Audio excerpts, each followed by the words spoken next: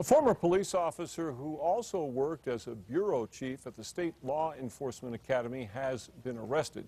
She is accused of stealing equipment worth thousands of dollars from her latest job as a high-ranking official at a troubled school district. Here's News 13's Nancy Laughlin.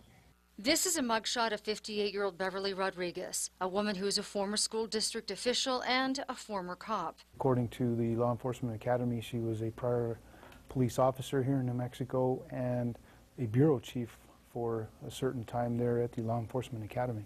Do you know the dates when she worked there? I don't know the dates. After leaving law enforcement, she was the head of transportation at the Cuba School District, then head of operations overseeing construction projects. On that job, she allegedly stole 2 handicap ramps worth $5,000 each belonging to the district. She told police she took one to her house to be used by her mother who had knee surgery. This week, police arrested Rodriguez. For apparently stealing, property that belonged to Cuba Schools, the Cuba School District. Rodriguez claims she bought one ramp at an auction in 2006, but changed that story and said her father bought it.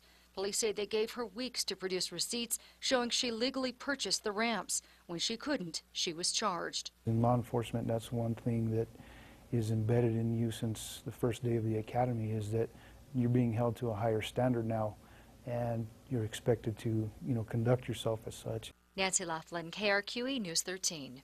State police began a public corruption investigation of the Cuba district last December after a former business manager claimed that she was fired on trumped-up charges because she was planning to expose wrongdoing. In March, investigators found that bus contractors had overcharged the Cuba district hundreds of thousands of dollars in recent years.